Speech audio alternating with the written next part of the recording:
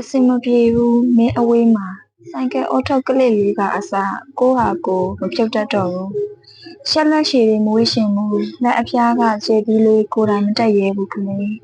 နိဗ္ဗာန်တော့မပြောတတ်ကော်ဖီဆိုင်တော့မင်းမပါဘူးဆိုတဲ့အသင်းနဲ့မျက်ရည်ကဝေးလာတယ်မင်းတို့မျိုးမှာရောမိုးရွာလားထီးဟာမလုံရှုံတဲ့အခါရှင်ခွင်တစ်ခုကိုတတိယပါမညာနဲ့တော့မင်းလဲလွမ်းနေရမဟုတ်လား